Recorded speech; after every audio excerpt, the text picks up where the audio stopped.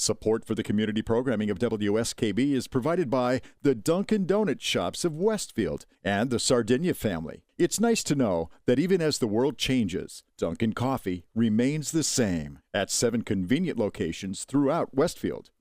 Hi, it's Bob Plass, and I have Wow, It's Tuesday, every Tuesday, 6 to 8. Wow, it's Tuesday. Community Radio. 89.5 WSKB. I did it! Live from Studio 120 at Westfield Technical Academy, this is WCPC Channel 15 and 89.5 FM, WSKB Westfield.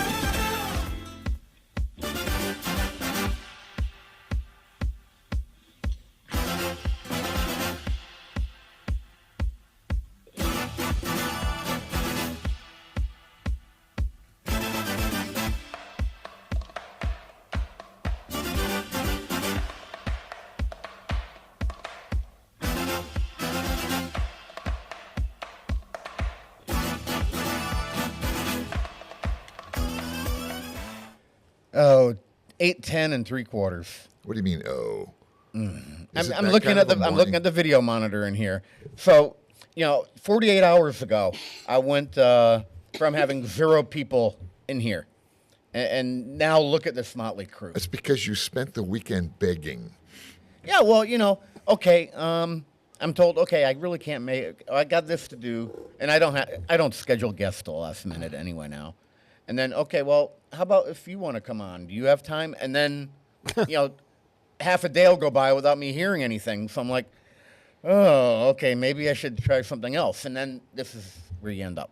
But I appreciate y'all coming in. Well, yeah, your listeners should appreciate us all coming in, because otherwise all they'd have to listen to was you. Yeah.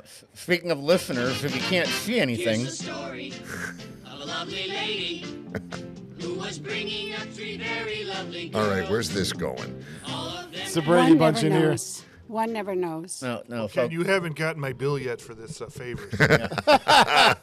So Kathy Palmer, Dan Kanabik, and JP Pagluka are in here. Some for a little while. Again. Yeah, again. No, Again. and just for a little while, I apologize. I must leave soon, but I didn't want to leave you high and dry. Because I got to thank you for your work over the weekend. We had a big concert up at Look Park in the Pines Theater, and had a whole bunch of bands scheduled through the afternoon. They were good too. And they were. I'm trying to think. When I saw the lineup, and then I see the instruments they're bringing on stage.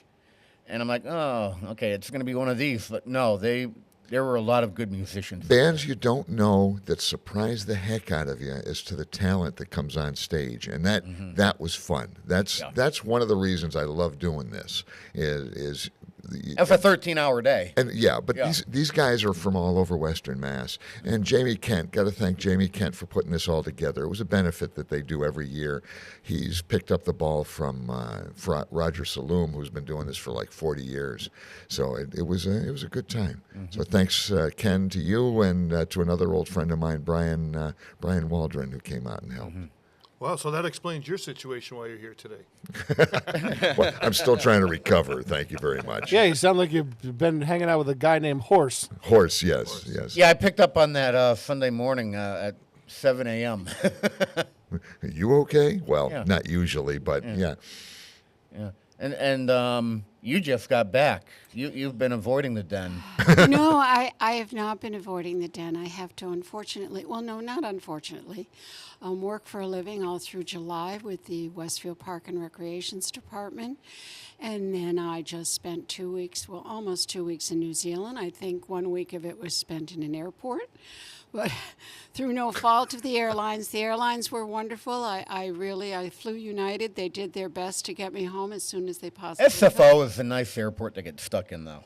Well, I wasn't there actually that long. I was supposed to go out at 11 that night. I learned something, though, that I did not know. And that is that your luggage, when you're going on a long haul like that and have several destinations, your luggage doesn't go on the plane with you. It goes on an earlier plane. That's how they get it off so quickly. Didn't you ever wonder how they get all those suitcases off that fast?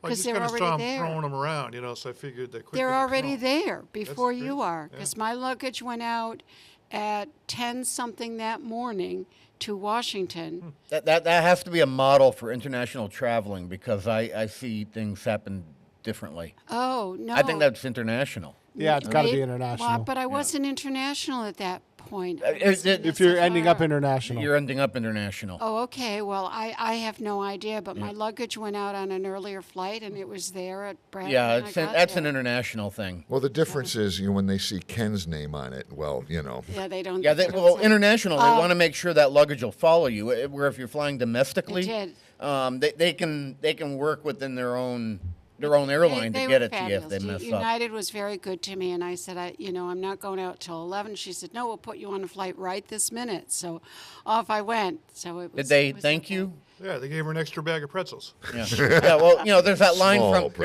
from Rappin' Rodney. Why Eastern Airlines thank me for flying United. Oh, yeah. Yeah. Okay. No. Speaking of Ken, Rodney and Eastern Airlines. we must speak about Ken. I'm sorry, guys, but we must. That video you put out on the Atwater Mansion is lovely. It's absolutely wonderful. Thank you for doing that. If you have not seen it, take a minute to look at it.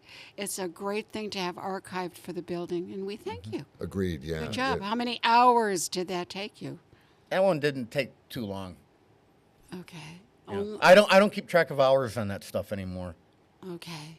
Well, it really was, and we thank you. It's a good job. Father Dan Excellent job. narrated that, didn't he? Yes, he did. Yeah. Yeah. So I did watch part of your Making the List while I was in New Zealand, but it was like It was 12 midnight, at wasn't night, it? Yeah. so I did not last. Who won? Who do you think? I don't know. Was it you again? No, I was the lowest Zap. score because Don't- which I The anticipated. biggest argument Yeah. was about what really qualifies as disco. Yeah. He had his We own. always have that argument. you really? We always argue over yes, don't we, Peter? Yep. Always what is the qualifier? So Zaporowski. Zap. Oh, Zap again. And he won with a non-disco. You know what? He won with a non-disco song. Oh, We got to and they did handicap that. guy. They did that to spite me. This Oh, has what a night by this- Frankie Valli. Oh, that's not a disco. That's Well, not the disco. remake was kind of a disco. This has a we plug played that. line Yeah, to we it. played that a lot in the 70s. I in would the clubs. say Donna Summer would be a Oh, go-to. absolutely. KC would be a go-to. I know nobody And the picked Bee Gees. KC. The toot one was one of the candidates, and back in the disco days when I was doing clubs every night, that was the one I hated the most because that's what brought whistles onto the dance floor. And of course, they picked the Bad Girls was the name of that song. Yeah. And I didn't score that one very high because honestly, if they went with MacArthur Park or Hot Stuff, I would have scored it better because I think those are better Donna Summer So tunes. here's my plan for the next time, guys. Shh. We don't know what the topic Keep it a is, so you secret. can't have a plan. I don't care. You Yes, don't we do. need to know We have a that- plan. Yeah. We're gonna handicap Zap. We're gonna give him a handicap score. He wins all the time. We gotta do something about that man. Well, when you're as smart as he is and you have all that education, you Yeah, know. don't. Yeah. We need to bring Dan in as a ringer. Speaking of ringers, something I do every now and then when I get out of my pool is I ring out my. Okay, that was a horrible Wait, segue. what? Ba-dum-bum. Wait. No, we what? don't want to know. Is the pool closed? Well, I was going to ask you. Are you dealing with the pool this year? Yeah. Okay.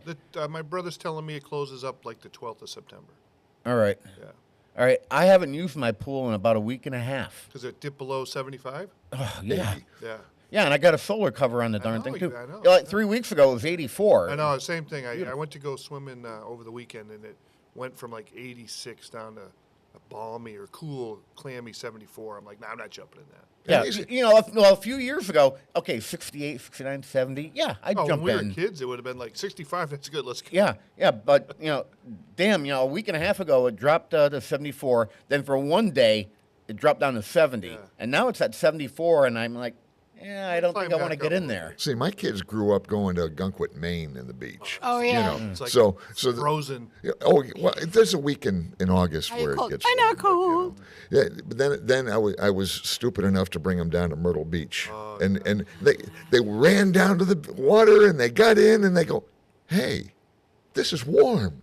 Water's warm, like a Dad. bath. So now they're all mad at me because I've been bringing them to the cold beach. If you really want to spoil them, take them to Galveston where it's bathwater. Is it really? Oh, God, yeah. It's about a degree cooler than the air temp. Oh, gee, South Padre, when we were down there, I put my feet into the Gulf waters. Oh, my God.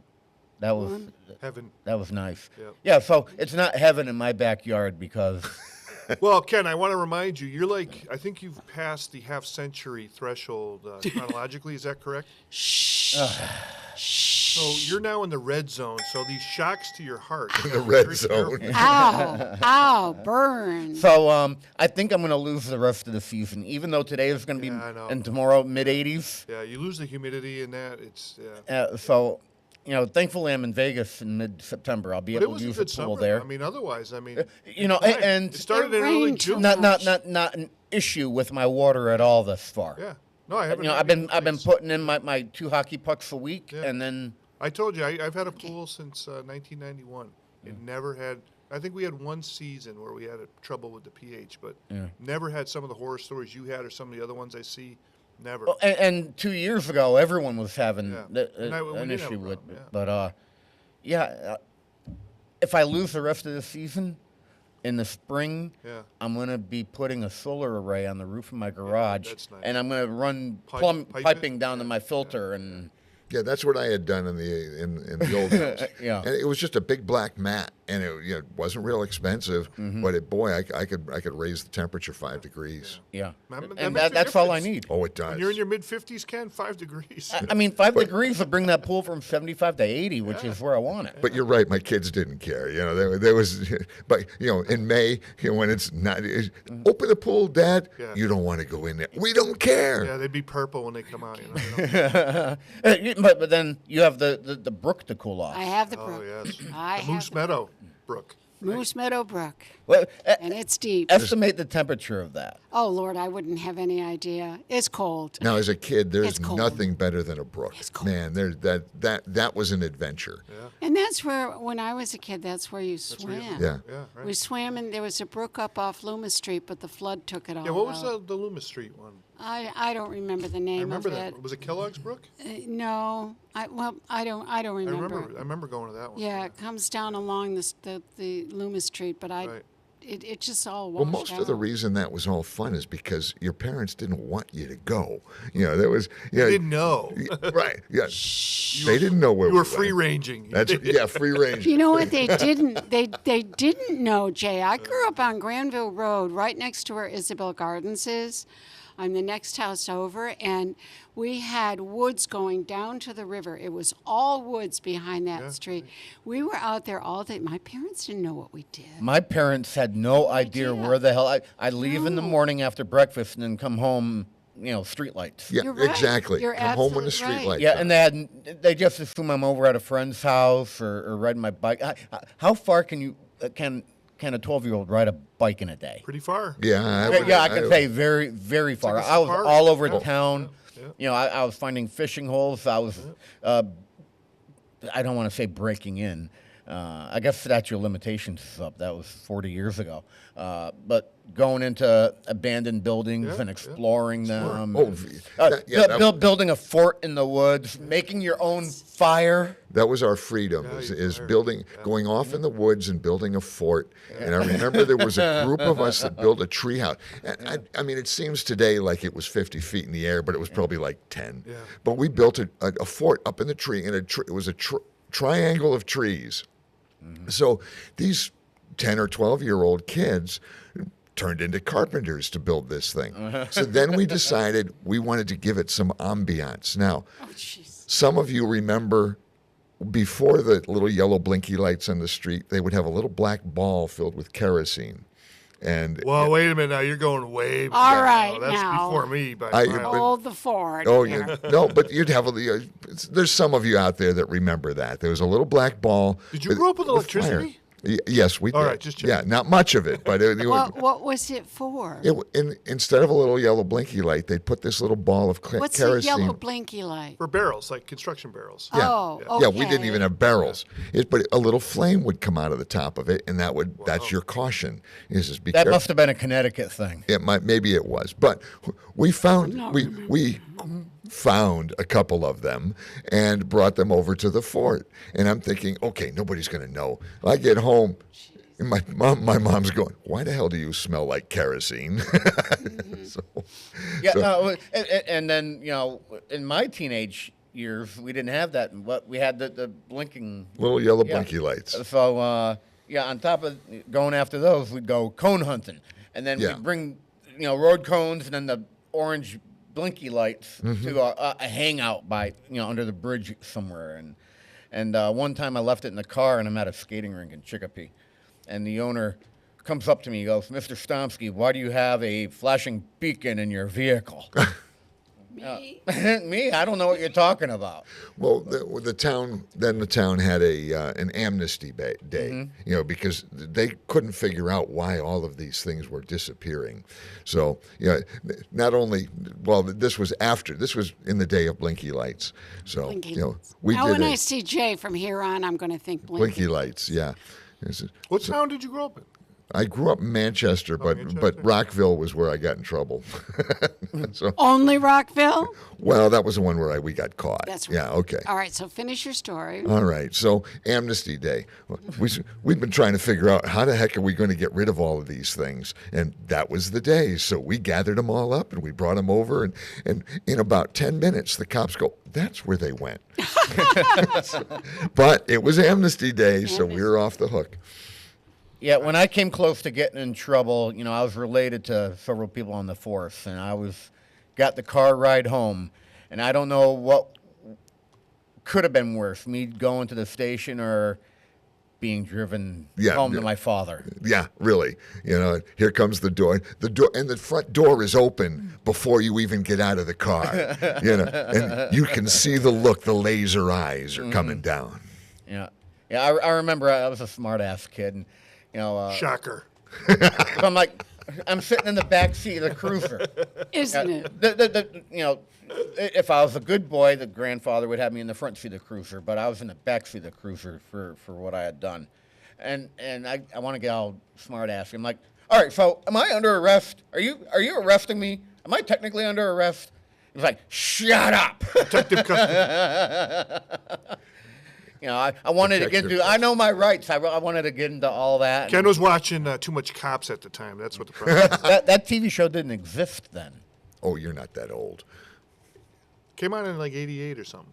Yeah. 88. I was a junior in high school. I was who said you were still beyond those behaviors when you were a junior in high school? You didn't mature like that. Come on. Yeah, but the ride in the back of your grandfather's cruiser, that was like middle school. At my age, the comparison is Dragnet. Yeah. Classic episodes. Just the facts. I was a chipster. Although I did watch Adam 12 and Dragnet too. Adam 12 was Chips fun. was in my formative years. Yeah. Adam 12 is on Cozy TV. Cozy, yeah. There's a lot of cool o'clock stuff at on night. Cozy. Yeah. All right, well, guys, I got to get out of here, but I just wanted to stop. Oh, you're lucky. Yeah. Oh, I mean. Sorry. We will see you again I'm leaving it very, behind very you. soon. Don't let the door hit you. All right. Have a great morning, everybody. Thanks, Jay. See you, Jay. See you later, Jay. Hey, I was watching a TV show last night. Okay. You want to know what the channel was? I do. It was the Grit channel, which is celebrating its 10-year anniversary. It's all westerns, right? And the show was Tales from Wells Fargo, or Yes. Tales of Wells Fargo, right? Yes, I remember that. One of the episodes I watched, because they're only half-an-hour episodes, it was 1957-ish in that time frame. It dealt with the main character, who was quite a hunky guy back in the day, the main cowboy guy from Wells Fargo. But he encountered a town that was suffering from an anthrax outbreak amongst the cattle. Yeah, so I instantly thought of the cattle queen, Kathy. Huh. And it's like, that's pretty cool, though. And I did not know that they were that far sophisticated back then, because it's depicting a cowboy era, right? But they call a doctor in the town, and the doctor talks about two types of anthrax. One which was like systemic or inside the body, not much they could do. And then there was the topical anthrax. And I'm not sure what they would do back then or what they would give somebody, but the doctor had made a point that that was treatable in their time, But anyways, but my segue is this, because you'll appreciate this being a historian. Where is this going? I binged over the weekend 6 episodes, which that's all there is in the show, on Wyatt Earp. It's on Netflix. And one of the historians that they talk about, or that is featured in that, is from Holy Cross College, interestingly enough. But what I didn't know is I always thought the legend of Wyatt Earp was the OK Corral and the Clantons, and that was that. But what I didn't realize was that Ike Clanton, after he survived that, went on like a blood feud with the Earp family, because there was Virgil, and then there was a younger brother. Virgil was the U.S. Marshal for the territory, and then Wyatt was the town marshal. Yeah. And so anyways, the story goes on. That's like in the late 1881 or something like that. In 1882, by the springtime, J.P. Morgan is looking to consolidate all the railroads and all this stuff. And he's over in England looking for financing for that. So he's talking, I believe, what's going to be the Prince of Wales at the time, the future King Edward VII, I think, and Lord Rothschild, who had all the money. But they were all concerned because President Garfield gets shot in this vintage era. And you've got the Earp family, had their own posse going, looking at all the member of the gang that Clanton led up was called the Cowboys. And they were feuding and killing each other like crazy, but it was making worldwide news. But the other reason why it got the president's attention was after Garfield was Chester A. Arthur, was because the Clanton gang was knocking over Wells Fargo coaches that were loaded with silver coming out of Tombstone, which was a big silver area. In the economy, and the dollar was backed up at the time from silver. So it was seen as like this destabilizing era, like 1882, the springtime of that needed to come to an end. And in a long story short, put a capper on it. Somewhere about, I think it's 1920, Wyatt Earp dies. And you know what his last job is? He's been retained by Hollywood producers to be a technical consultant for westerns that were really popular in the day, right? Yeah, that I knew. Yeah, but it was amazing, like the story of amnesty and how, like after the OK Corral, he and his brothers were brought up on a inquiry as it relates to flat-out murder because Ike Clanton had done such a great job framing the press against the Earps and all that stuff. Fascinating. It goes fast. It's probably like a 4.5-hour binge or something, but it filled in a lot of blanks. You know, I think if I were to fall into that story, I'd probably be more of a Doc Holliday than. Well, so they do talk about Doc Holliday, which is interesting because you wonder where he gets his name from. He actually went to legit at the time prestigious medical school in Pennsylvania. He was a dentist of quite a note, and he died at 36 years old. But that dental school that he went to is now been its assets transferred at some time when it closed, and I think it closed in the 50s or something, to UPenn in Temple. And so he was a pretty well-renowned dentist at the time, but they told him because he got consumption or tuberculosis to head out west, and the doctor at the time prescribed him whiskey for the cough. But he dies from that up, and I think somewhere in Colorado, I forget what town it was, of that at age 36. So all these guys are pretty young when they die. Like Wyatt Earp's brother that was shot by the Clantons, he was only like 30. Virgil actually ended up doing pretty good. He got up to like 65, but they traveled these great distances back and forth from Arizona to New Mexico to California to Colorado. And you think about, today I'd have a little anxiety about traveling all around like that. But what was it like back then? It was like by coach, or horseback. So horseback, yeah. It was a really good story. Anyways, so that's our trip down Cowboy Lane, but it's the Cowboy Lane. It's the Grit channel on. You can get it on. I get it on my Air TV, my antenna. Yeah, it's one of the. No, it's not one of the 22 channels. It's the one below that. Yeah. Well, the 10 or the 16 Earp was on Netflix, so it's a quick Netflix series. Yeah. So, need to know about any type of different or unique foods you had in New Zealand. Well, I will tell you a funny story. You get to New Zealand. Because this is where we talk about your Auckland, trip. And in terms of food, you get out in Auckland, and there's Kentucky Fried Chicken, McDonald's, all the staples Burger of life. King.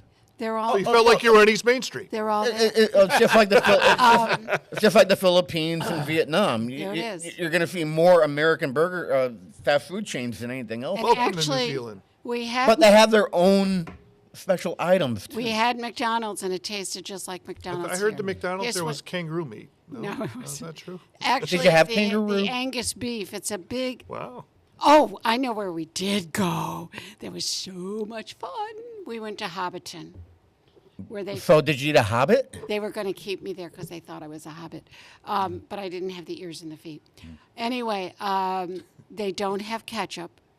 They have a tomato. At a McDonald's, they didn't have ketchup. They don't have ketchup. What about period catsup? there. They have like they have a tomatoey thing. Really? They Yeah. call ketchup, but it's not like ours. They don't have maple syrup. No kidding. So if you order pancakes, they have pancakes, Yeah. but it's a vanilla syrup. It's not maple syrup. So what else do they not have? The bread is a little bit different. The grocery store we went in was supposed to be a big grocery store. It's about the size of like the old AMP used to be. Not a lot of products, not a lot of things going on. So it's not all that different. Anyway, I started to tell you it's a huge, huge dairy and cattle industry. So the Angus that they raise they're the beef cows for McDonald's. So Is the it's- cattle raised on New Zealand? On the Yes. island? Is it? No Yes. kidding, yeah. It's a huge, huge. Oh, lamb is a big product coming out of Lamb New is Zealand. also big. Sheep and cattle. Sheep and cattle are their big exports. In the area we are there, I mean, I'm not an expert on New Zealand at all. I was only in the Auckland area, which is on the North Island, and it's several hours from Wellington. She told me that Auckland used to be the capital, but then they decided to move it to Wellington. I don't know. I'm not an expert on New Zealand, so I couldn't answer. We were right. The hotel we were in was right across the the road from the beach, you would love it. It was just gorgeous, absolutely gorgeous. Well, you stayed on the coast. It's, stayed right it's on the winter coast. there, though, so the water was... It is winter. No, Yeah. we did not go swimming. No.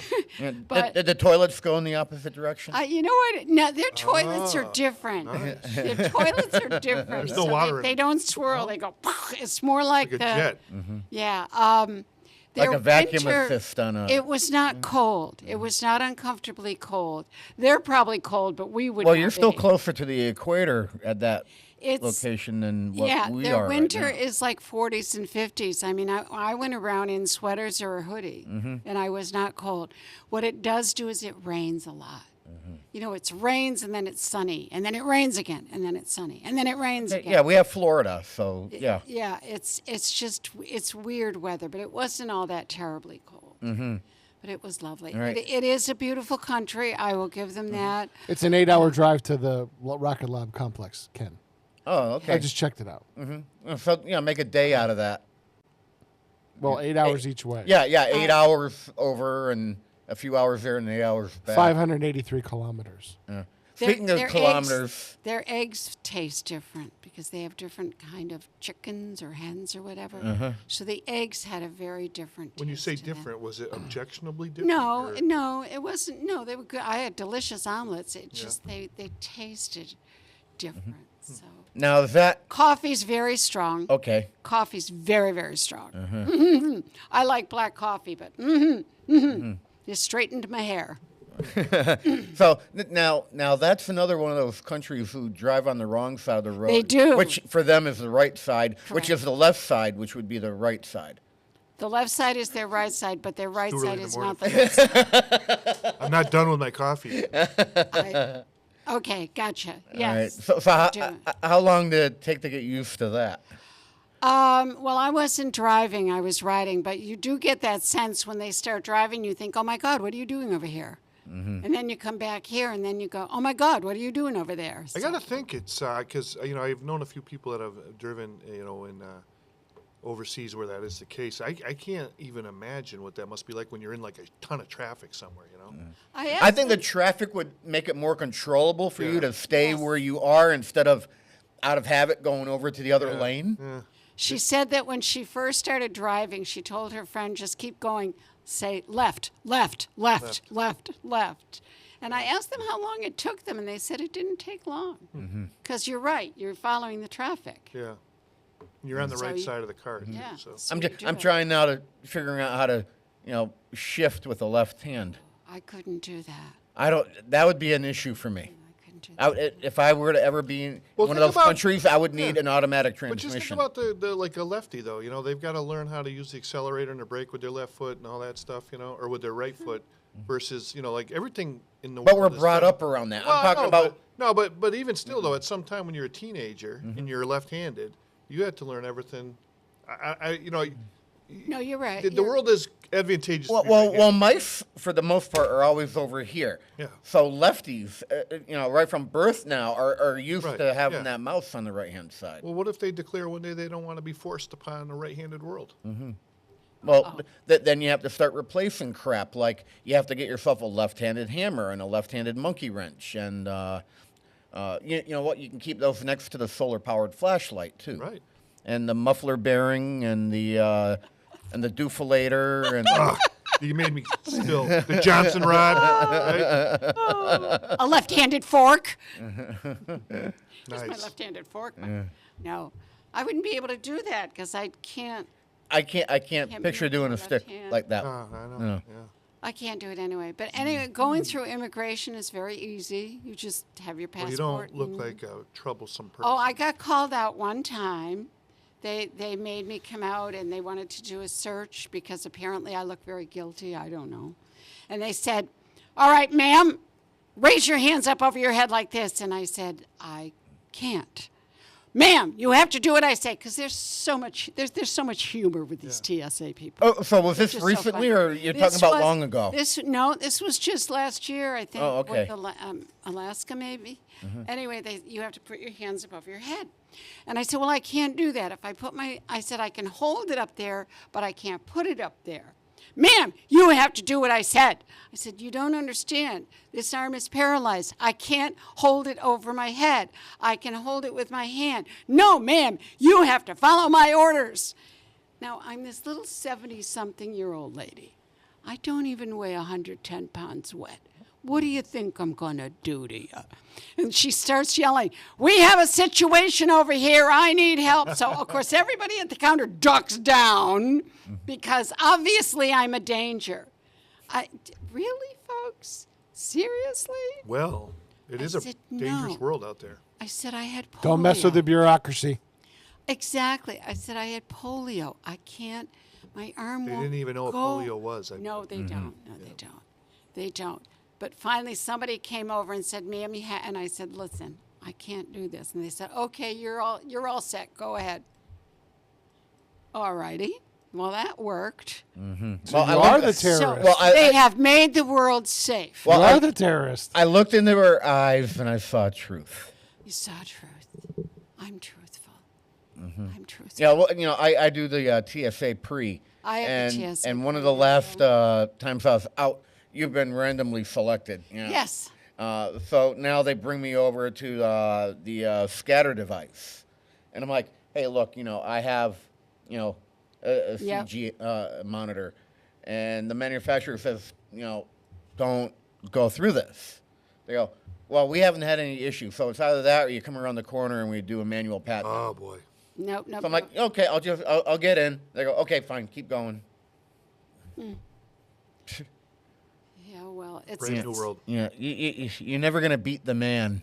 No, and a lot of it, my sense, and I could be wrong, is it's just for show to make other people think that they're making it safe. Where it really, truly. I mean, if you take a look at the airport security over in Europe, it's different than over here, and it's. You can still have family members and guests be up to the gate. You're checked right as you go onto the airplane, so there can't be any monkey business at all. But they want to throw you in jail, I hear, for social media content now. In Europe. Is that what? I haven't heard about that one. Oh yeah, they're cracking down on it. I know that you can't aim that at TSA in this country. Really? Really? I didn't. Well, not that I would, but Yeah. not that I need. Rabble rouser. I'm never going to look at you the same way.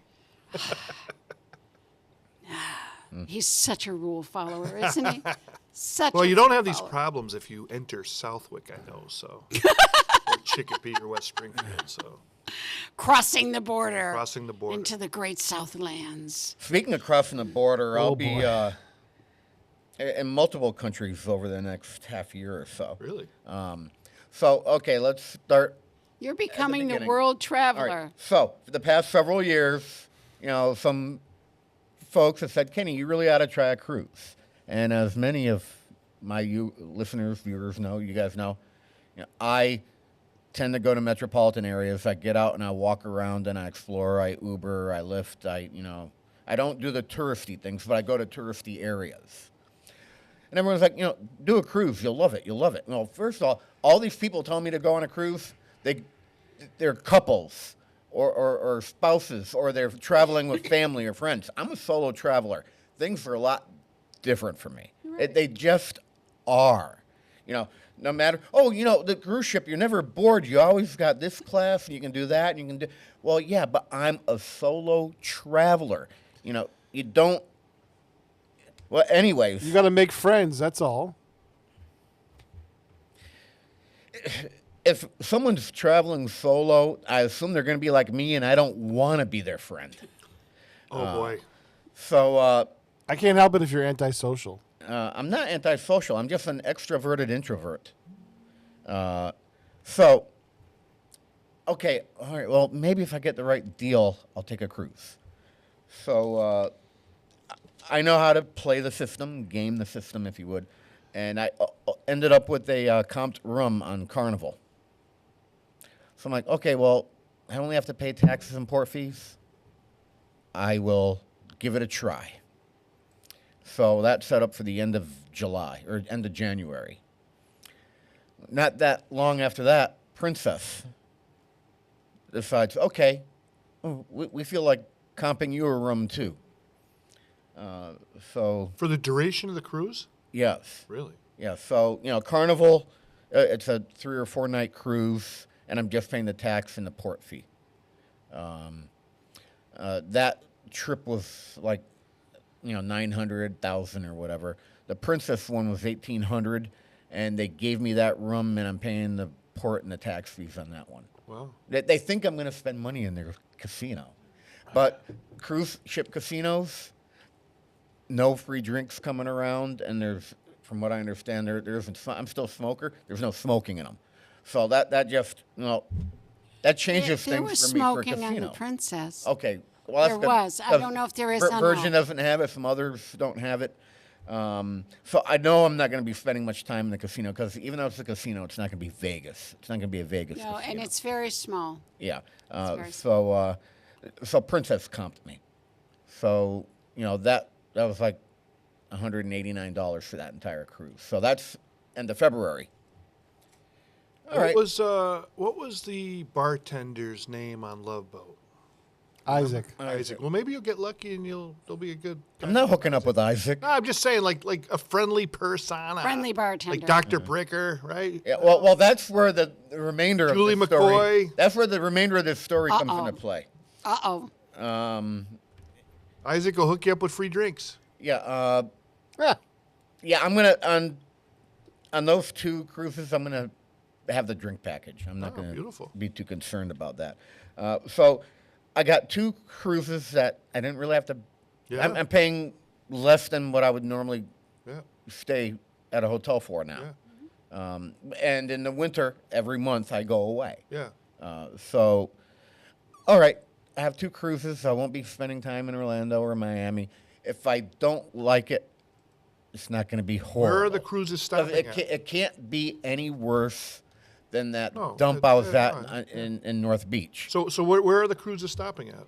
The Cozumel for the Carnival, and the Princess is one of their private beach areas, Puerto Rico, San Juan, and one other destination, which it's not coming to me right now. Well, remember to not miss the departure. That's my advice. Oh yeah, I've got hotel rooms already booked because of the time they do their embarkation. So a few weeks back, Virgin Voyages, they call it. They're a completely different cruise than everyone else because they include your soda, they include your Wi-Fi. Specialty dining is included. Dining with the captain, perhaps? Yeah. These captains are kind of cool. They're laid back. They don't even have bars on their arms. They have a polo with the Virgin logo. Yeah. And that's it. Because of how I gamed the system, I was able to get a room on a Virgin cruise for $100 a night. And those are 2,000 up. Virgin it's a pricier cruise. No kids. It's 18 and older only on that cruise line. Any 80s rock music theme going on there? Yeah, yes, they do have a VHS workout session. Nice. Jane Fonda. Yeah, they have 3 or 4 ships. They're named differently, but they're all identical. So you know what you're getting with Virgin. Yeah. And the pool area is not as big with Virgin, but I'm watching a lot of videos on YouTube because I learn about everything I'm about to get into. So I'm now an expert on cruising, having never been on one, right? And you'll be an expert till you actually go. Stay away from norovirus, Ken. That's my advice. Well, so Virgin now, I'm actually excited to go on because I think it's more my speed. No kids. It's more like no kids. Yeah. It's more like Vegas. It's Carnival. Yeah, they say it's a party ship, but Virgin has a complete vibe. It's adulting. Total adulting. Yeah. Yes. No, that's good for you. Last week, I was filling out all my traveler information for Virgin. So now this Virgin is November. So I'm hopping on the Virgin first, and then a few months later, I'm doing Carnival and Princess. And I have a feeling I'm not going to care for Carnival and Princess as much as Virgin. I'm doing the best one first. Yeah. It'll be So interesting. I to might hear be what let you down, think. but I'll have a good Yeah. comparison. I'll be videotaping. Oh, nice. Videotaping. Now, where- I'll where- always call it videotaping. Where does the Virgin go out of? Miami. Okay. Yeah. And it's a how many days? That's a 4-day, I think. 4 Actually, day it or was 5 5. day. 4 day or 5, but 4 nights? so what ended up happening now is 5 nights. 1, 2, 3, 4, 5 nights. No, not that one's 4, I think. I'm getting confused because there's a second Virgin here now. All right. As I'm filling out my traveler information this past week, I see a little thing down at the bottom of the page. Oh, you know what? We casino match. Fill out the information here. It doesn't matter if you've, cruised with us before, or if you're already booked. So I already had something booked, so I put in that booking number. But then it asked me for my casino credentials and a few other things. So I submitted it. So here I am. I already got the November cruise, 100 a night. I'm working with Jay Sunday morning. I'm going through my emails on our way to work. Comped. Nice. I had to put in a certain cruise to request, so I picked one in April, the beginning of April. So now it's another. Yeah. Yeah, that one is gonna. It looks like an interesting one, but instead of the 100 a night, which I thought was a wonderful deal, they just comped the damn room. Nice. That's a better. They're not giving me a balcony. They're giving me a sea view. Yeah. Oh well. But it's not an inner cabin. Ken, free is always best. So, now I'm like, okay, well, I guess I'm not going to be staying in Orlando or Miami or Fort Lauderdale at all this. Well, listen, this I coming winter. have one request. If you could, this is like the makings of a new series of Ken shows. Ken's World Travels. Yeah. And you put it on a reel, play 24/7 on your own YouTube channel. Can you do that for us? Some narration, so we can experience what you're going on. Yeah. Yeah, I'll bring my DJI camera with me, and I'll do third. It's gonna be a lot of third-person shooting. So I came in this morning. So now the end of the story. I start with the best. I'm gonna go on 2. I'm probably gonna think are gonna suck, but then I get to finish it up. Finish up. Yeah. Don't say that. So we come in this You morning. might be surprised. In poor Pete's regaling us of the horrendous story of broadcasting in the heat and humidity of Florida for the Babe Ruth World Series Alabama. stuff, right? Or Alabama, even worse, right? And now Pete, you got to get a new agent because you listen to Kenny get everything free going on all these world cruises. That's because he knows how to game the system better than all of us. Man, I guess so. And you said you weren't cheap. And being a cheap Polak kind of helped. Oh, can you say that today? I just did. Oh boy. Yeah. Yeah, I'm over 50. I can say that. You know what? That's pretty minor. Yeah. I didn't even have to give you the finger on Archie that one. Bunker used to call Stivik Hey, listen.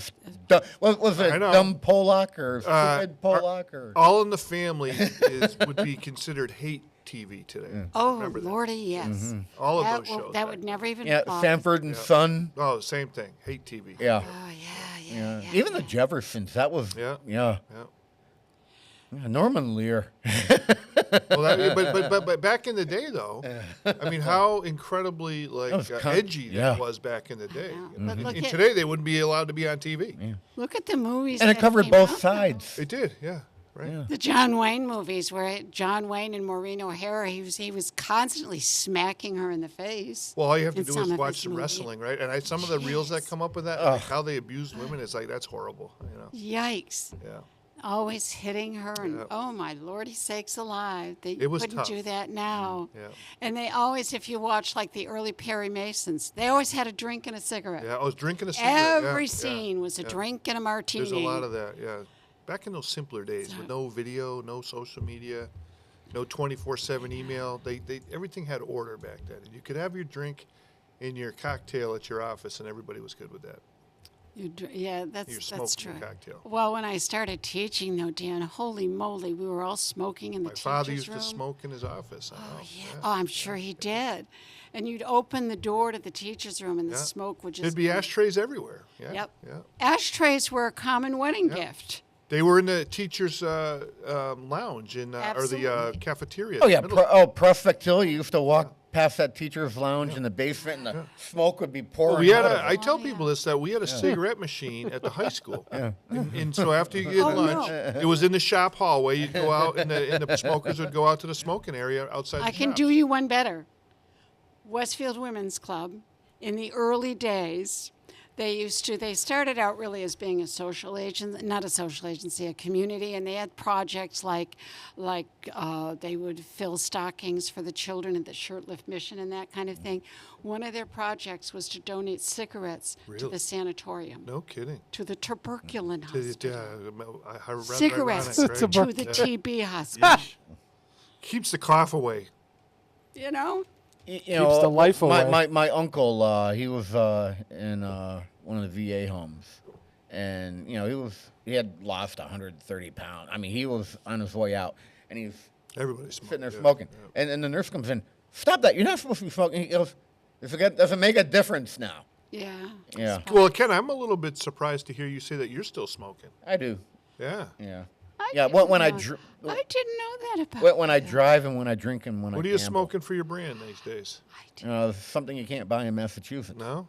Is it even illegal to smoke in Massachusetts? Yes. You So just can't sell it. What is the brand? I'm smoking Maverick Menthol. Maverick Menthol. Wait, Were you is- in Newport Menthol? Yeah, and then they ended up like $14. You know, so you know I either have to drive up to New Hampshire or when I'm traveling, I'll buy 4 or 5 cartons. Yeah. And yeah, What's a case or what's a carton of Maverick Menthol? depends where you're going, but 50 to 60. Oh man, Yeah, crazy. And that's I less did if not you. know that. I saw Which is somebody nothing. get a carton of something in Massachusetts, and it was $120. No, sir. Well, I just see Stop Oh, and yeah. Shop on the news isn't going to sell tobacco products in Massachusetts Mm-hmm. anymore. yeah. Well, you can't stock half of them anymore. Yeah, that's true. Yeah, Tall Duval ended up when he got rid of the vape juices, he got rid of menthol cigarettes. Yeah. Well, what was that guy's name that on Union Street that went out of business? He was a big flavored vape guy. And I remember taking a phone that he fixed it. I think it was like Ace or something. yes. He was exceptional phone repair guy, but he said Yeah, I made my money family. off the vapes. Was that what it was? Because it was in the Union Street, Union Crossing Plaza. Yep, He I know where you were.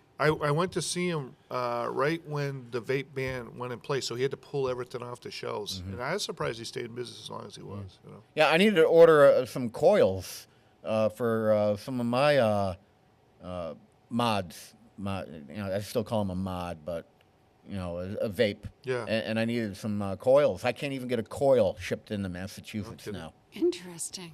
They're telling you something, Ken. Give it up. When I go to Nevada in a couple of weeks, I'll just. Can you I'll smoke stock in the up. hotels when you go? Absolutely. Yeah. Well, in the casinos, yeah. Yeah, but inside the hotel room? Some of them still have the smoking room. Smoking rooms? Yeah. Can you smoke on the balconies or you can't? They don't have. Most of them got rid of their balconies because people were getting desperate and jumping off. Really? Yeah. Yeah. Some of the high-end places are putting the balconies back in, but 3 of the places I stay at, where I remember going out on the balcony to have a cigarette, it's a solid window now. Interesting. Yeah. It's probably cheaper to air condition the building that way. No. People were literally, losing their last nickel and jumping off their floor. Yeah. Or they were That's getting cocked and disturbing. saying, "Hey, look at me, I can fly," and down you go. Hey, look at this. That was an hour already. Well, not really an hour because Bob ran over. Typical. He tapes his shows now and he runs over. How does that work? Yeah. What, Pete? Why don't you just start him like 5-10 minutes early now? Because he doesn't show up till 20 minutes late. No, but you could start it. No, and then you start it forget here? when you start because you're running around like a madman because he shows up late. All right. Yeah. So somebody has to leave us. I do. Not by choice either. Not by choice. What's up for next week? Do we have anything Don't know yet. next week? I still have a bunch of information to get to you with all the dates and times I'm away. Yeah, that's okay. I do also want to mention before you go, I don't know if you've seen this yet. This fall, a new medical drama is starting up called Dr. Odyssey. No, I never heard So of it. On a network? it's a medical drama that takes place on a ship.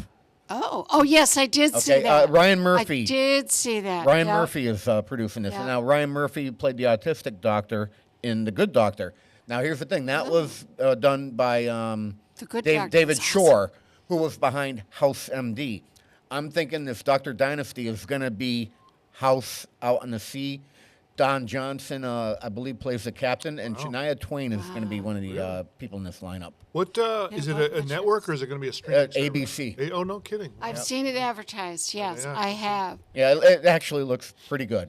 I loved it. I did love The Good Doctor. Did you ever watch The Good Doctor? Oh, you didn't? Go stream it. It was a wonderful show. We've been watching The Absolutely Guardian wonderful. at home lately. That was my wife's been watching that. It was one of the main actor in it is a kid from Australia. He was contemporaries of Russell Crowe and I forget some other Australian of that age bracket. But anyways, he's a corporate lawyer that ends up having a drug addiction, and he gets sentenced to 1,500 hours of community service as a public defender. And it's actually a very well. It was on for like 4 seasons back in the early 2000s, but very well done, very good acting. I'm too busy watching Big Brother right now. Oh, Lord, man, isn't that done yet? Yeah, Pete and I are really excited. This is actually the best season in the past 5 years right now. That's saying a lot. I digress. All right, so Kathy, we're gonna let you get out of here. We'll do the top of the hour, and then on the other side of the hour, I have a feeling it's going to turn into the Dan Knappich show. Oh, man.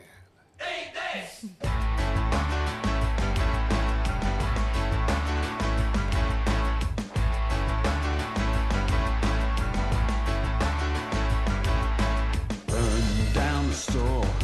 Take what you want and more. Shop until you drop. Voodoo consumer never stop. Load up on supplies. No sale, no compromise. Gun crazy down the mall. Voodoo consumer, take it all. Eat this, drink this, try this, charge it, it's fabulous. Step right up and take it, it's fabulous. If you can't afford it, fake it. Be deviously dangerous, ridiculously cool. Let's make it fabulous. Fabulous. Fabulous. Fabulous. Drive me to the bank. Kneel down and give me thanks. Grab your credit card. Voodoo consumer, kiss me hard. Eat this. Drink this, try this, charge it, it's fabulous. Step right up and take it, it's fabulous. If you can't afford it, fake it. Be deviously dangerous, ridiculously cool. Let's make it fabulous.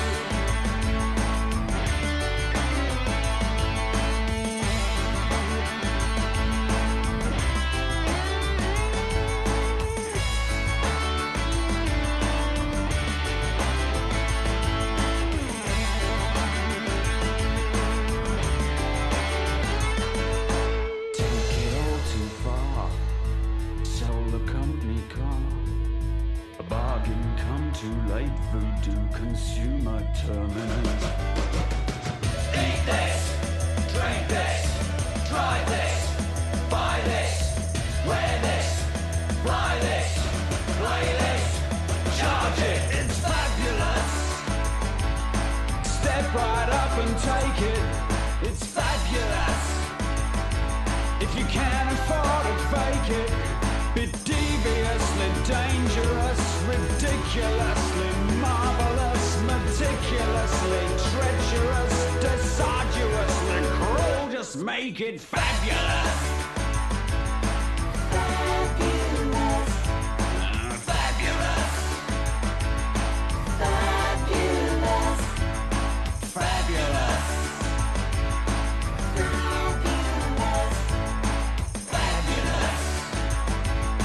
Fabulous. Support Support for the community programming of WSKB is provided by the Dunkin' Donut Shops of Westfield and the Sardinia family. It's nice to know that even as the world changes, Dunkin' Coffee remains the same at 7 convenient locations throughout Westfield. I'm Mark Auerbach. Join me every Friday at 8 a.m. for Arts Beat, where you'll meet interesting actors, directors, designers, and musicians here in Western New England. Community Radio. 89.5 WSKB. Live from Studio 120 at Westfield Technical Academy, this is WCPC Channel 15 and 89.5 FM WSKB Westfield. You're listening to The Dan Knappich Show. Keep the frequency clear. 89.5 WSKB. And we are back. We're back. And you know what? I haven't heard that in a while. I have all of them. The good old days. You're locked on 89.5 WSKB. The Dan Knappich Show. Community Radio. And of course, do you remember this She's one? back when I had Around time. the world. The Dan Knappich Show. Community Radio. 89.5 Who is that Englishman? WSKB. A production library that I bought about 10 years I ago. remember, yeah. Yeah, you really upped the game. With And it has been 10 years. Yeah, it has been 10 years. You know Maybe what? even longer than that. And that's a coinky dink having you on here now. We Well, did the anniversary show with Tina the other day. My brother and I. It was great. Last month. Yeah, was it last month? I don't It was know. June. Was I it think June? Yeah, well, the Facebook memory just came up the other day. Because our official launch was in September, Yeah. right after Al Hoot Day. Yes, Hoot Day. Yes, there was a live broadcast. Hoot Days were always hot as Hades out there, man. Oh, those poor Yep, kids. on the green. On the green, right. Yep. Well, speaking of that, I was at the Sheriff's Clam Bake the other day, which is now kind of like the Sheriff's Barbecue, and I saw Dr. Thompson there, so we had a nice chat. And long since gone are the days I always want to get over and smoosh at that, but Yeah, no, it's you know what, you ought to do it's more If I get the radio station license, we can broadcast from over. true. It's more fun when there's a statewide races there because all the state candidates come through and it's not one of those situations. So there was only like some state senate and state representative candidates there, but We don't rate when the no, well that's pretty much what it comes we down don't to. rate with the governor unless Yeah. it's a statewide race. 2 years from now, Interesting. it'll be a statewide race situation, and you'll see a lot of. Interesting. That's when you should go. So why couldn't you broadcast there now, if you wanted to? You can't. I mean, we could. Yeah. But, it'll just be easier. Yeah. well, but maybe by then I'll have a 4-wheel vehicle that I can do these the things with. command center. So what's the journey, Pete, on getting the radio I'm taught. Oh, the radio station part. Yeah. That's the application was filed with the FCC. station? Yeah. Unfortunately for us, we have 8 license applicants for one frequency. Really? The only frequency available in the market for LPFM. And we're the biggest application pool in the country. So FCC will probably get processed last. But according to our consultant, we have a 50-50 shot with a group in Springfield called Above the Rim, which got a license in 2013 and never did anything with it. Yeah. They never built it. So I don't get it. Who knew there was such a battle for airwaves? Mm-hmm. Yeah. Just learn something new every day. Thanks, Pete. Keep me posted. Where would you use for an antenna? Do you need an antenna for that? Put a torch up at the top building. Yeah, we'd our preferred spot, and I got permission from the school department, is to attach it to the little building above upper campus above the stage. Yeah, yeah. You know what Attach that? a small tower there. We'd like to be 20 feet above the top of the building. You know, interestingly, you know what that little building is for? Do you know what it is? I was for lookouts for lights for World War II. World War II. A lot of people didn't know that. So when we were renovating that building back in, I think it was like 2012 or 13, the issue came up of what was that building used for by the design engineers or whatnot. And they thought it had some tie-in with the stage curtains and equipment and all that stuff. Well, as luck would have it, while the project was underway, I received a box of, and I forget the person that dropped it off, but it was, they were cleaning their parents' house out. And it was a box of old Westfield memorabilia, and inside there was a historical periodical. Like it was actually kind of nice. It was a gloss, like small magazine, not like kind of like on the same size as a Reader's Digest would come, right? And I'm flipping through history, Westfield, this and that, and there's the story of that was a lookout location during World War II for they used to call them I think they were called air raid wardens, and they would take shifts up there to make sure everybody's lights were down. So if a light was visible, they would radio down to a patrol car or another warden that might have been at home, and they would go dispatch them to go look for the lights. That's crazy, huh? So we're this far inland, and they were worried about Westover still lights. existed. Well, it's World War II. I don't know how much, Westover, I think, was probably, some sort of bomber base. We'd be right on the edge of the coast for the European theater. Yeah, but still, I mean, this is a long way inland. Mostly it was, there was, I read something the other day about submarine activity down in the Florida coast, the German submarines, which was kind of amazing. But there was a lot of incursions. Well, you would have that in Connecticut, too. Yeah, there were a lot of incursions where they would drop people off here and there. But yeah, that was a little known piece of history that we got resolved while we were building that building or renovating that building. Yeah, you did a lot of renovating when Did a lot of renovating. Actually, I drove in today, and I'm very pleased to see the progress being made on Yackham Field, because that field was sorely in need of renovation. And I see the framework for the dugouts going in, and it's going to look nice, and it's going to be befitting when it's done of the name, tribute to the Yackham family for all the years of service here to the city of Westfield, particularly to this institution. So, Yeah, and to actually see something nice when you're pulling into the lower campus here. Yeah. So, I have a few things that we're going to get to over the next hour. One is... hey, can before you get into that, maybe you guys can fill me in. This is a heads up. It's coming. Okay. Yeah.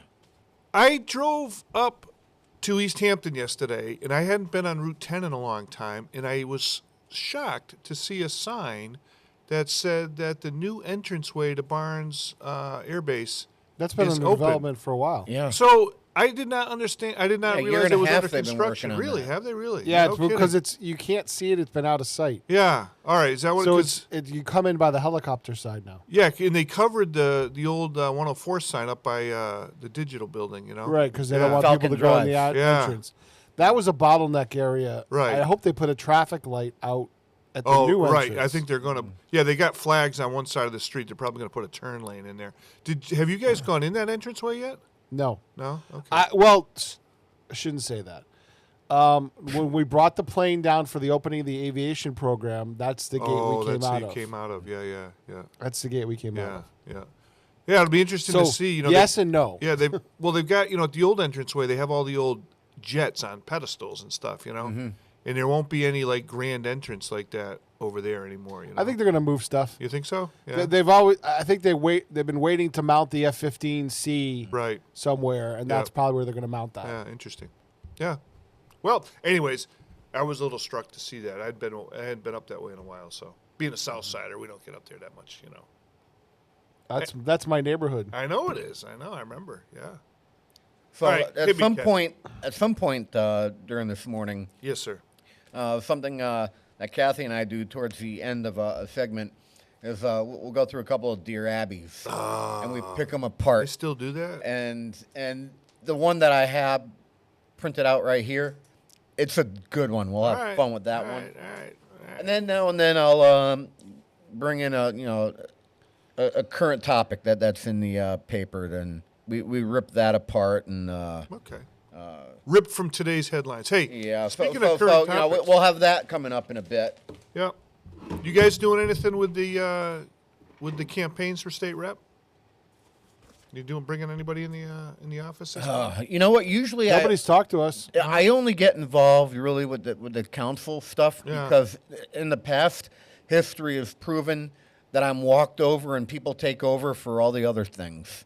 Unfortunately, this past week election cycle in town, the big one, nobody walked all over me. So I ended up doing council, and some other people stepped in to do a school committee and arrange that. But it's a real PETA trying to organize, a discussion or a debate, and it just takes a lot out of you. So that's why I pause at only doing the council. Yeah.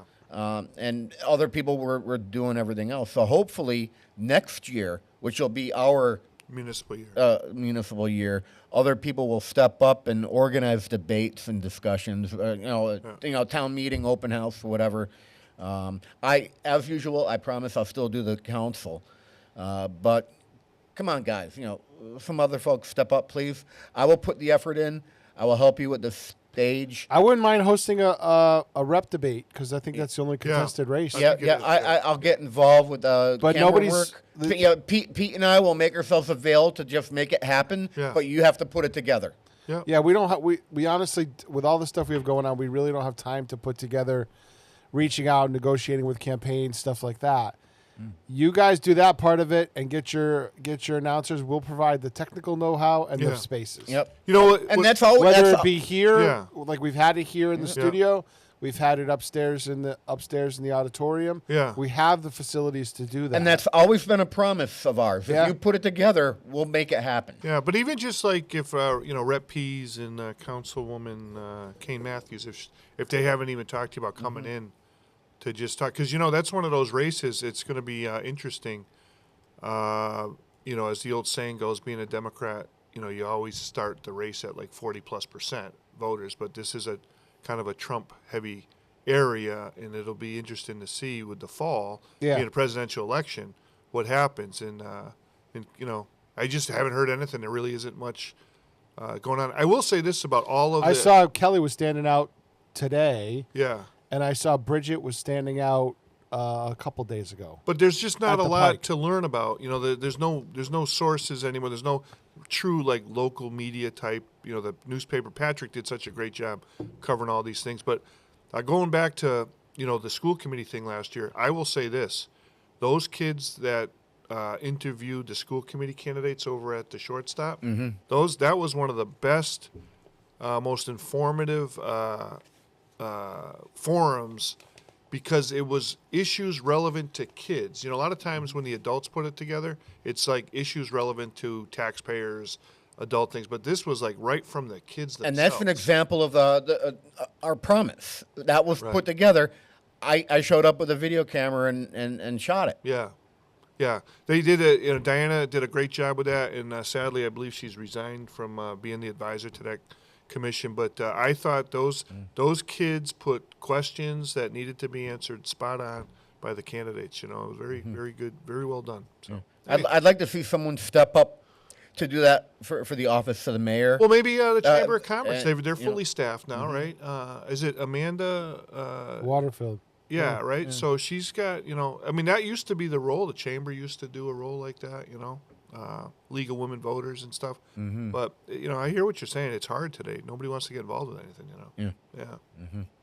But on behalf of all the candidates, they crave for a outlet to be heard and communicated with, and it's that's never been a barrier on this side. It's no, just I know. The only barrier is getting it organized. But I think though, Pete, partly is a lot of candidates don't even know how to be a candidate anymore. They don't know how to do the outreach like it used to be done. And I think in the era of social media, a lot of people think they can just sit back in their living room and launch stuff on the internet, and that's a campaign, But I don't know. Yeah, do you think there's still voter apathy going on? Well, there's an old saying, I know at the national level, they say that there's a lot of unrest, and I'd be like personally, how come there isn't more communication about the fact that the jobs report for last year was over almost a million jobs over reported. Yeah, right. Not a big shocker. Yeah. But the one that gets me is the sustained inflation, interest rates, and credit card rates. I mean, it's criminal that credit card companies can charge 30%. And get away with it. And nobody's saying anything, And I go back to, I always kid Pete Miller about this, was we used to have, when we were on the council together in the early 2000s, there was a lot of older, more senior counselors that we shared time with back from the 90s, right? And there was always a robust debate when we were there with the senior counselors about the tax rate setting because of the impact on senior voters. And so now, they had this debate going on last year. There's all this free cash they were washing, and there was a battle to give people a tax break. And I always say to Pete, I'm like, Pete, man, there hasn't been a strong advocate for senior residents since you left the council, you know, and it's like that whole connection with like the most, I guess, most diligent voter block is gone today. Nobody seems to care, and I'm like, in my day, if you had that kind of money, all that money in stabilization, all that money in free cash, it would have been a no-brainer. No, there's no, you're feeding that money. It's not good accounting sense. I get that.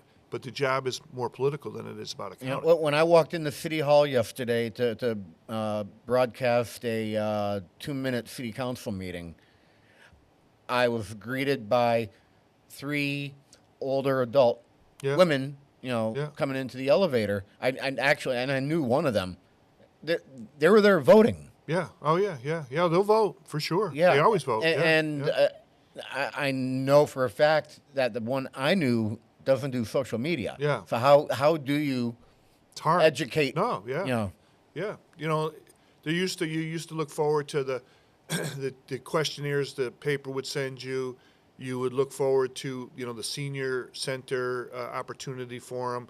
There would be something held, you know, by one of the citizens groups at like I remember going to the South Middle School cafeteria a number of times for a forum, and then there would always be like a letter, like you know, a campaign in the newspaper that the campaigns had put out. They would be putting position articles in and this and that. None of that exists anymore, you know. And so I go back to, I'm not sure if candidates even know how to be candidates anymore, you know. Right. Yeah. But it is what it is. Yeah. I digress. Yeah. Get up and volunteer and you got to vote though. That's really and the bottom line. But you know, when you say you got to vote, and people don't put any energy or effort in to educate themselves on the topics. Yeah. How do you know how to vote? Right. Yeah. But you still get involved, or I only volunteer now. You know what? Politics is a mean game today. No, that was a segue. Yeah. You still get involved. I volunteer stuff. That's it. Now, are you still involved down here? Yeah. Parent, see, that's what I was segueing. Yeah, the parent volunteer organization. We run the big craft fair. It's the Saturday typically after, I think it's a Saturday, or maybe it's a Sunday, I forget now, after Thanksgiving.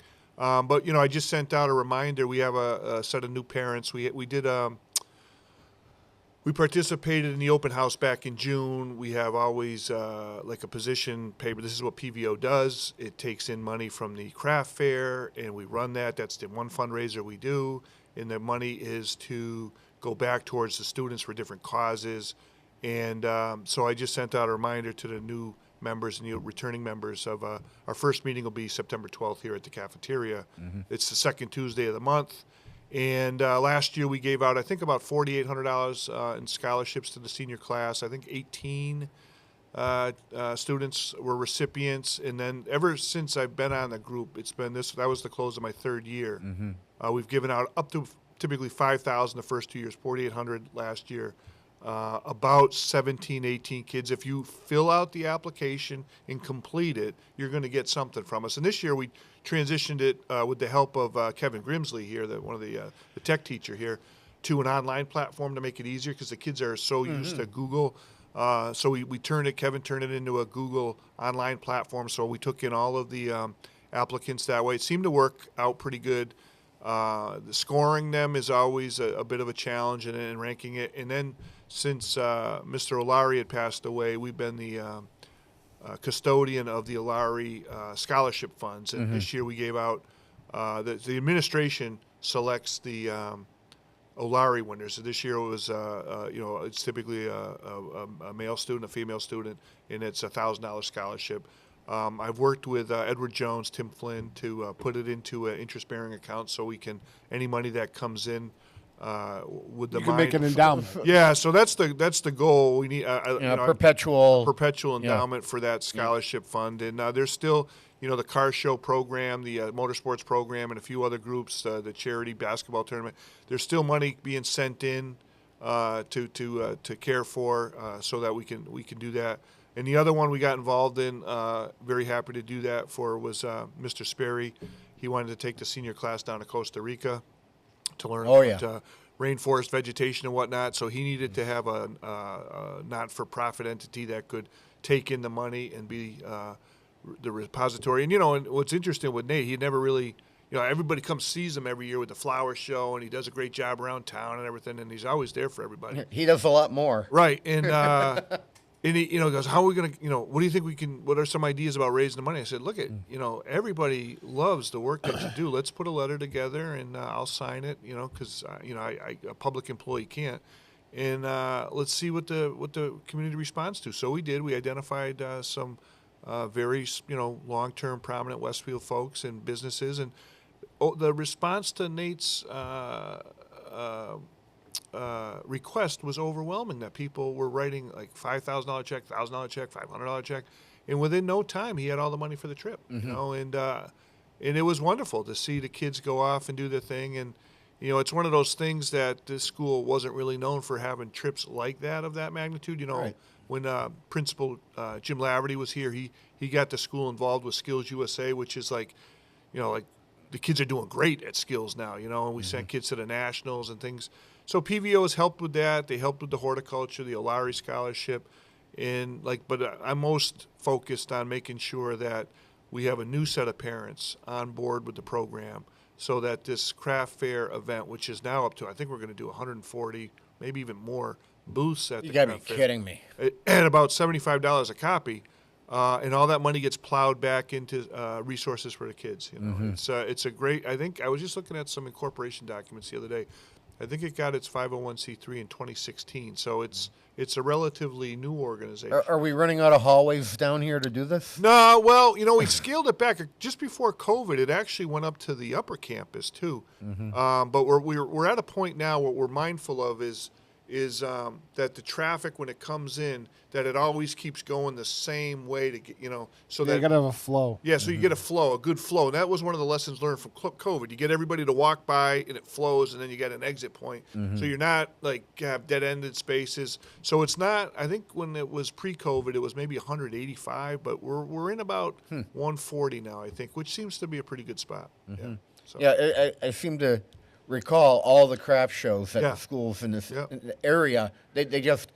They fill up almost instantly and try to get into them. The email for that account is filled with applications, and we get about half the applications back that day, which is helpful. And then now they're all coming. I want to be part of this or that, this or that. So it's a thing to do. Like I said, this is my I'll be going in my 4th year with this. I got my kids are seniors and juniors this year, so I'm going to stay with it for a bit. I told the administration I'll hang around long enough to make a good transition with the O'Leary part of the scholarship. But at some point I got to, kind of step away. And then I do the baseball stuff, Babe Ruth, American Legion. We had 2 great American Legion groups of kids this year. We do a junior team and a senior team. Me and Matt Barnes have been handling the junior team for 3 years, and great group of kids. And, that's a 18-game schedule in a very condensed format. Starts in middle of June and is ended by the end of July. So 3 games a week. And, so at some point I'll probably, get out of that too. Babe Ruth, I'm still on the board there as one of the executive members there. So what years are Jack and Tom? Senior, junior.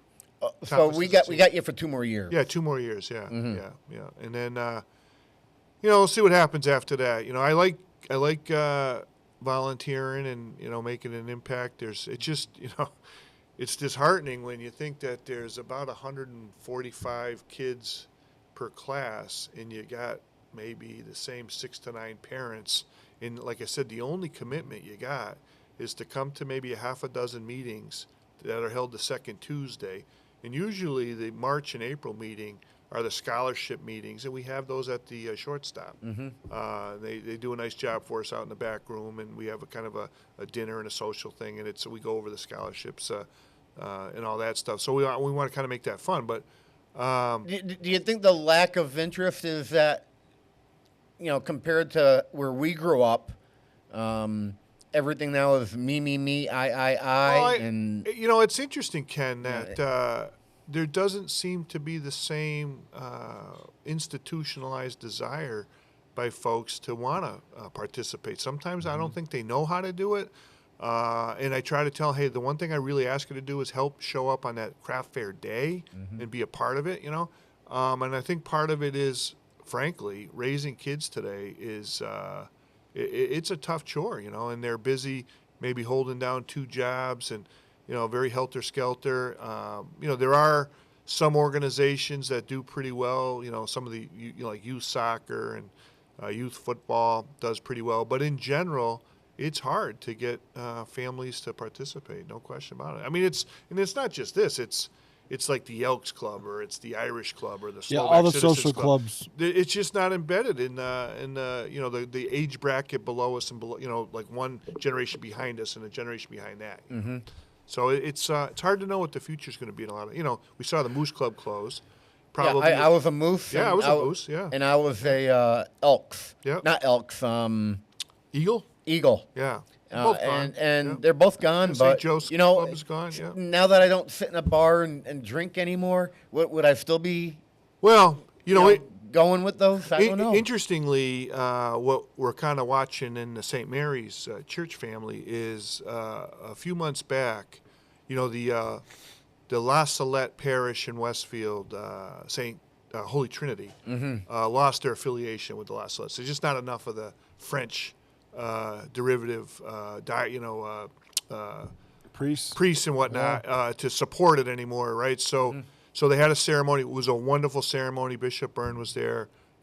Beautiful. I mean, I love that church. It's very much in a similar interior fashion as St. Casimir's was in St. Peter's, for sure.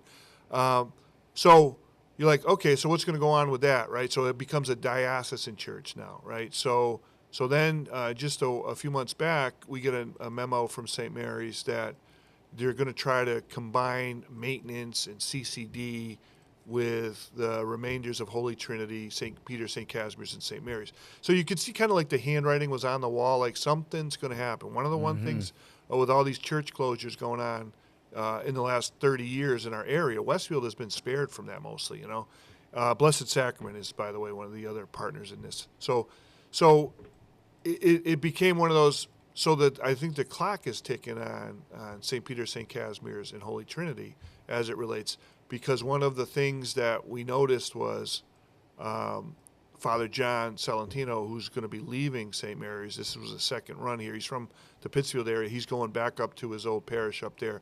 We're taking on a priest new, but he's also going to be hit with duties for St. Peter, St. Casimir's, and Holy Trinity.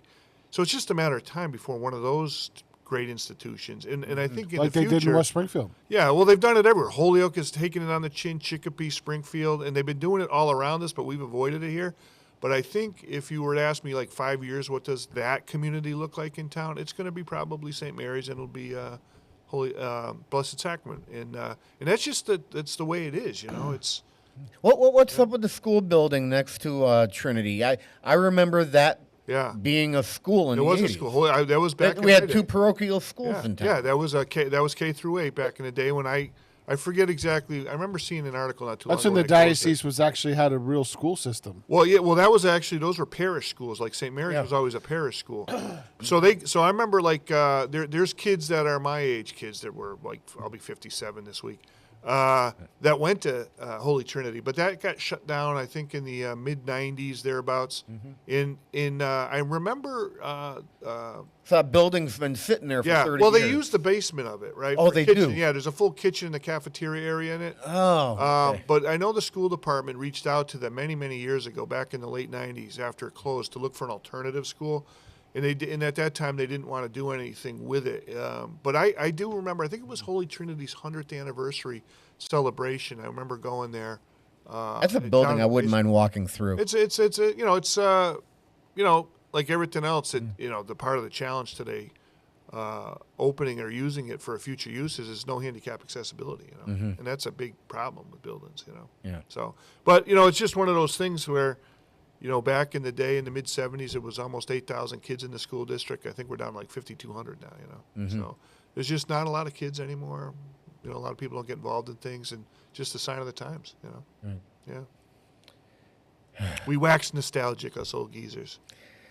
In another 20 years, we'll probably have 8,000 kids. Or it could go the other direction. I mean, we're still losing them. No, population replenishment rates are going down. Yeah. Well, not for nothing, but immigration, whatever you want to call it, the natural born birth rate is declining, and you do need to have a substantial amount of replenishment in your population. Otherwise, you end up going backwards. Like you see, like China, this is astonishing. I came across a statistic the other day that a few years ago, India surpassed China in total world population. And when we were growing up, China was like this juggernaut of population, and you were like, and then they instituted the one-child policy. But what's happening now is, 3 generations removed from the one-child policy, their economy is getting hard to sustain because there's nobody of youth to replenish the jobs, and they don't do immigration, right? So, I think it's incumbent upon the politicians to figure out a pathway. Do they still have the one child? I thought they got. Well, they got rid of it now Yeah. because they're in a had free fall. to. Yeah, They didn't have a yeah. choice. But Japan's in the same boat because they don't have a robust immigration system, and their economy is having challenges as well. The Italian rebirth rate is horrible. A lot of the European countries. So it's kind of one of those things where, I know there's a lot of hand wringing over it and this and that, but I think you got to just figure it out, because if your natural-born citizens aren't reproducing, where else are you going to regenerate your economy? In those countries that'll do the best are those that have a thriving young population that take over for the older folks. But that's another issue that doesn't seem to want to get resolved down in Washington. So. In the newspaper. Yes, in the news. This was August 21st. Headline reads, taxes on delivery, parking, and ride shares could raise between $250 million to $400 million. All right, so is that a national tax or is that a statewide? Massachusetts. And here we are. A year ago, Healy's like, okay, no, we're not going to be doing any new taxes, right? Yeah, we're not going to tax you. That. Now, the article goes in here and says she doesn't support this, but it's a whole. Doesn't matter. Yeah. It's a whole bunch of Democrats who want to charge a tax on delivery and parking and ride shares. Now, think about this. Now, they are saying in this article, and I'll paraphrase here. All right. They need to tax people doing deliveries. And when we're talking deliveries, we're talking UPS, Amazon. Supermarket deliveries? Walmart. Right. They have a delivery service. So they want to tax each and every delivery now.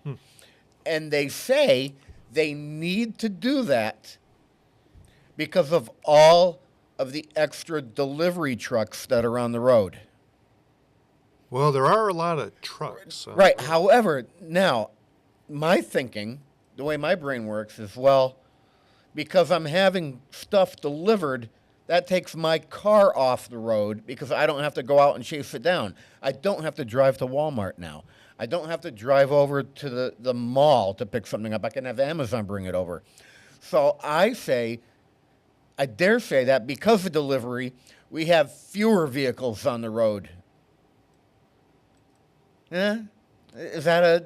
I don't know, Ken. That's an interesting proper concept, mindset? Well, I mean, I go back to in my time growing up, I remember as in our family with 6 people, we had 1 car for a long time, right? Mm-hmm. And now I drive by houses in my old neighborhood. There's one house that they have like 8 cars there. I mean, so in a way, like everybody seems to have a car. But to your point, I mean, like Amazon. Yeah, I have several. Right. Yeah. Amazon. But trucks, I can only drive one. No, understood. At a time. But I see Amazon trucks like skulking through neighborhoods at all hours of the day. I know the U.S. Postal Service is out delivering on Sunday. I just had a good chat with my old postal guy talking about that.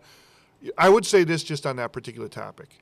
The larger the government infrastructure is, you can never say there's enough money to feed it, right? So even if Governor Healy doesn't want to support it, she'll probably get an override on that, right? But the issue is, where's that money better spent? Is it better spent in the hands of private commerce or by the government taxing it? And I would argue that every time you do a tax, you're going to go feed another program that's going to go perpetuate a problem that they were trying to arrest with a government program that just ends up institutionalizing and making the whole situation worse. Now, I don't profess to have any magic wand or panacea, response to this, other than to say I've just never been a big fan of taking money just to take money from people, and this is kind of and I go back to this with the makeup of our legislature in Massachusetts today. There was a time, not many years ago, when many of the representatives and senators came from private industry. today, there's almost nobody from private industry. So they don't know, like back when I started work, one of the big topics of the day that used to get bandied around the legislature was the unemployment tax rate schedule and workers' comp schedule as well. You never hear debates like that because it's not up for debate because there's nobody in those legislative positions anymore that actually had to meet a payroll, that actually had to lay people off, that knows what that impact is. And when you do a layoff, what does that cause that small business to have a problem with? So what you have today, and it's not, I'm not going to be disrespectful here, but it's, you have representatives and senators today, their only life they've ever typically known is government. So when the bureaucrats come to them and say there's a shortfall in the budget, we need more money, they're going to knee-jerk and react to, well, let's just take it from where we can get it from, some new industry delivery, right? Mm-hmm. Or the one that got me was they wanted to W-2 or W-4, I guess, employees, Lyft and Uber drivers and whatnot. Yeah, I'm getting to ride shares in a minute. The whole thing with that was freelance, like 1099 gig economy. You could work when you want. There was very little government intrusion. Now, I do understand you need to have enough government control because you don't want just any driver offering their services to the public where the public could get harmed physically or financially. So there needed to be some of that. But the whole point was we didn't want to have this government bureaucracy because that demotivates somebody from getting into that business, you know? And there's rules in place now where, you know, if you are a rideshare driver,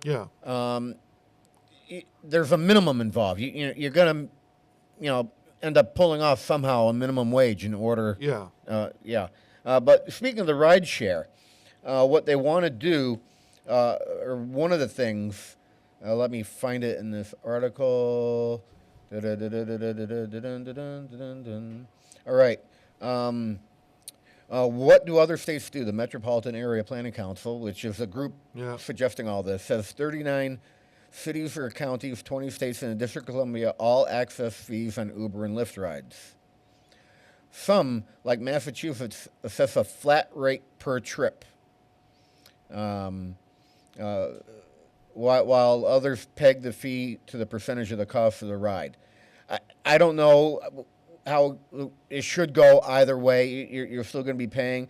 But one of the caveats that they want to do here with this regulation is penalize drivers who don't have a pickup at the destination so that, they don't have an empty car on the way back. Yeah. So they want to monetarily penalize drivers. So now, let's say, I'm an Uber or a Lyft driver, and I concentrate on the Westfield area because, I can go to West Springfield, I can go Holyoke, Springfield. That wouldn't be unheard of, that length of a trip for an Uber or a Lyft driver. Now, I'm not saying I am an Uber or Lyft driver, but I talk to plenty of them because I use them a lot. Yeah. So now, Uber and Lyft, yes, you can find it in the area, but you might end up waiting. You might not find something. It's probably not coming out of our general area, especially at different hours. So now, let's say I need to go to Bradley. Now, that distance is not unheard of for an Uber or Lyft driver. Yeah. Matter of fact, I know some people in Springfield who drive for them, and they do airport rides back and forth all the time. But now, let's say I'm coming out of Montgomery, Russell, East Hampton, Southampton, Westfield, and I have a fare to go down to the airport. Okay, well, I bring them to the airport. I'm watching my app. I'm there for half an hour. I'm not getting anyone looking for a ride remotely close to my home area. Coming back. Yeah. I drive back home. Empty, and I get financially penalized to do so. So in this case, this regulation would actually have the risk of reducing an Uber and Lyft presence in this area. Yeah, no question. And we already don't have any taxis, really. No. I mean... Yeah. Well, so interesting. Taxes have a chilling effect on business. They do. Period. So let's full stop. Go back to taxis and livery cabs, though, right? For a minute, just this, because this was kind of like the heart of this stuff. So there is a procedure in place at the local level to license both taxi, cab operators, and livery licenses. Now, I think when I was on the council, we had one, Gary's, I think it was Gary's All-Night Taxi or something. I forget what it was. And then when I remember having maybe 2 livery car companies at the time. But, you know, there was a fee involved at the local level. They had to have a hearing, you get a license for this stuff, right? So then, you know, in the bigger cities, obviously, there's more those medallions, like in the big metropolitan areas, you know, cabbies, background checks. I mean, very like, just remember this TV show Taxi, right? Very big industry. That is like, it's your franchise route. It's worth a lot of money. So then Uber and Lyft come along, and they upside down the apple cart here. But then the downside to that was, well, you don't know who your Uber and Lyft driver is. You know, they could be, you know, they're not overseen. There's no 25 years ago, we were taught, don't get in the car with a stranger. Right, correct, right? So I think, you know, what's the middle ground? And I one of the things, like, when you make it cost prohibitive to be in the business, you're going to deny access to those, you know, second or third tertiary marketplaces, like what you were just talking about. Mm-hmm. So who gets the benefit then? People that live in an urban environment, a big urban environment, will be of the benefit. Who suffers? And again, I go back to, there was a good article in the paper over the weekend, transportation. You can't get a thriving economy without a good transportation system. And who knew, and I didn't realize, I knew the MBTA was not a really great late-night transport operator, but it hasn't had overnight transportation on any of its routes since the early 1970s, I believe. It could even be before that. And yet, there's the economy, hospitals and fire departments and all of these other private businesses, warehousing, they all operate all 24/7 and 7 days a week. So when you cut down opportunities for the private industry to kind of like fill the gap in have an opportunity to make money, you're just going to hurt people at work, because who's going to use those late night things, right? Yeah. And I'm a firm believer, and I see it all the time. Business and industry end up taking care of itself. If something's not working, they figure it out. For instance, Vegas. Or they move, Ken. That's the other problem, right? Vegas, all right? 15 years ago, you wanted to get to a hotel from McCarran, which is now Harry Reid. I mean, was it really? Come on, really? I still call it McCarran. You would go to that taxi stand and take a cab. Yeah. Are there? Speaking of which, Pete, I have answers to the New York cab and transportation, which remind me to talk to you about after we go off. I haven't been to Vegas in 20 years. So now you would get in the taxi. Is there a fleet of cabs that still greet you there? Yes. You would walk out of the airport to the taxi stand and take a cab. Well, now, 15 years ago, Uber and Lyft, all right? So now you summon an Uber or a Lyft, and you walk across, to the parking garage, and that's where they find your car, and you get on. So now, the past couple of years, it's gotten really interesting. About 5 years ago, the cab companies, or was it it was local regulation that created, and I'm sure the cabs got behind it, they regulated a flat fee for cab rides to and from the Strip, and it's 3 different zones. You will pay this amount. We're not going to run the meter. Yeah. Excuse me. If we're bringing you downtown, if we're bringing you somewhere else, we're going to run the meter. Yeah. But this is the flat rate. So now, when I get off an airplane there, I have one app that price checks both the Uber and the Lyft, so I don't have to go back and forth. But then I know what the taxi flat rates are. Yeah. Half the time, the taxi is actually cheaper than an Uber or Lyft, because the Uber and the Lyfts have what's called surge pricing. Oh, interesting. And if there's a game going on in town, or an event, or a big conference, the prices go up on Lyft and Uber, to the point where the flat rate taxi was $18 or $19 for me to get from the airport to the Strip last time, and surge pricing on an Uber was $35. Yeah, that's interesting. Yeah. So that's what I said. In the right place, industry will take care of itself, regardless of the stupid rules and regulations that are made for them. So I figured we'd get a couple of minutes out of that one. Oh yeah, parking is the other thing on here. They want to tax parking fees. So you already pay $25 to pay for a day of parking in Springfield. Guess what? They want to tax you on that too. Now, there's already a ton of local taxes, I'm sure, on that, or local assessments. Yeah. Hey, you know what's interesting about? I had a conversation. Yeah, one of the taxes we're looking at, Pittsburgh, 37.5%. Yeah, that's it. Is I spoke to the director of the Springfield Parking Authority, right? SPA, all the street parking in the garages. Uh-huh. And I asked them what the meter revenue was, and it was X amount of millions of dollars. Say maybe it was like $4 million a year between garages and meters. Yeah. But where they actually make their money is on penalties. Mm-hmm. Parking penalties, and that number was even more than that. That's why they don't want to get rid of the meters, is because of the parking penalties. It's crazy. Well, airlines don't make money on a fare; they make their money on the luggage. Well, they charge you by the sack now. Yeah, so they a lot of that's a tactic a lot of people use, ancillary fees. Yeah. I mean, absolutely, yeah. That was Mitt Romney's. He said I wasn't going to raise taxes when he was in government here, but he ended up taxing us with fees on everything. Every fee imaginable the government had, driver's license, registration, pistol license, all that stuff. It all went through the roof when he. Well, Maura, her promise was, "I'm not going to tax you." What does she do a few months after she's in office? She recommends to towns to raise their meals tax in order to make up the money that she's taken away from them because there's a budget issue. Oh, yeah. Remember that one? Budget, yeah. The towns have the ability to charge more tax for this and that. Well, I guess that lets her off by saying, "I'm not going to raise taxes." Yeah, there was two: hotels percentage and meals tax. And a lot of, we were one of the last cities to not raise the meals tax at the local level. Yeah. We held out for a long time, but it gets. You got Dear Abby on your mind? Dear Abby. Is it Abby still? The column is Dear Abby. Yeah. Dear Abby. Is it Abby still? The column is Dear Abby. Yeah. In this case, Abby still? The column is Dear Abby. Yeah. In this case, it's written by Abigail Van Buren, also known as Jean Phillips, and was founded by her mother, Pauline Phillips. Yeah, I didn't know that. Yeah. So they still call it Dear Abby because they still use the pen name Abigail. Yeah. The other one is called Dear Annie now. Yeah. Which Ann originally Landers. was Ann Landers, Yeah. which was the sister right. of Pauline Phillips Yeah. originally.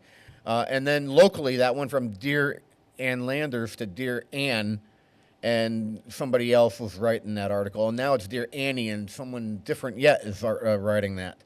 But this is the original, quote-unquote, Dear Abby article. Or not article. Advisor column or whatever. Column, right, yes. Yeah.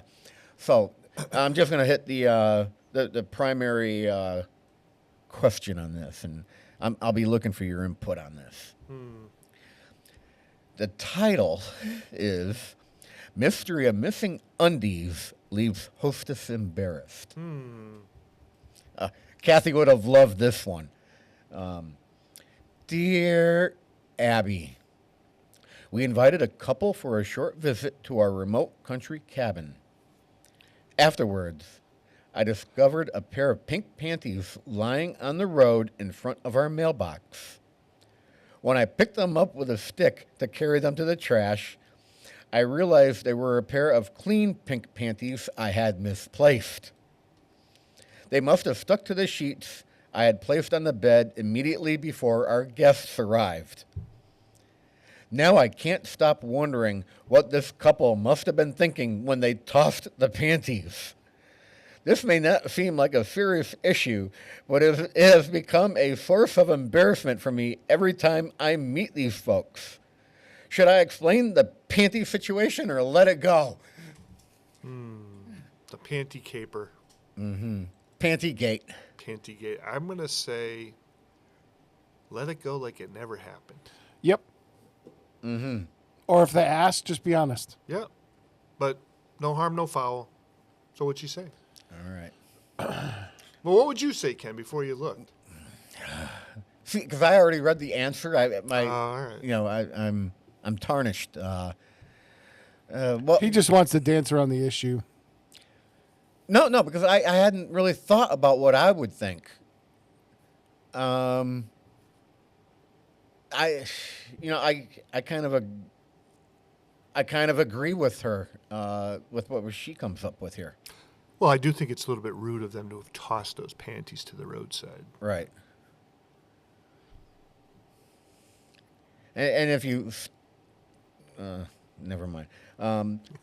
So this was called, or signed, red-faced in South Carolina.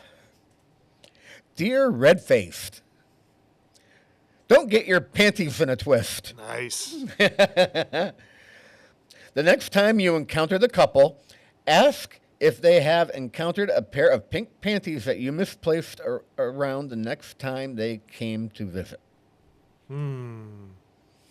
So the next time they come to, she's assuming they're already going to be invited back. Invited back, yeah. Yeah, so I don't know. Well, the next time person writing the letter said they still run across them and they're very They embarrassed. still run across them. The next time you encounter the people, ask if they have encountered a pair of pink panties that you misplaced around the time that they came to visit. I'm not sure. How much is a pair of pink panties? Let it go. Let it go. Yeah. It can't be. I don't know. I mean, my tidy whities are like 6 for like $15. I mean, it can't be a real financial thing here. I think they're just. This woman's embarrassed about her underwear being looked at. I'd like to know how old Red-Faced is. Now. Yeah, there you go. Now, the fact that it's pink, I don't think it has much to do with it. But now, when they picked it up with the stick to find out what they were they little, pink Victoria's Secret things, or were they, rumors? Yeah. I mean, what? I think we need more information here in order to properly process. Ken, why don't you write a letter to Abby and ask her for more details? Yeah, well, I mean, really, a FOIA request. I mean, if there were a frilly-looking thong, you would think differently this than is a family show. Than a pair of granny panties. Come on, move on. Let's go. I'm just talking about a topic in the paper.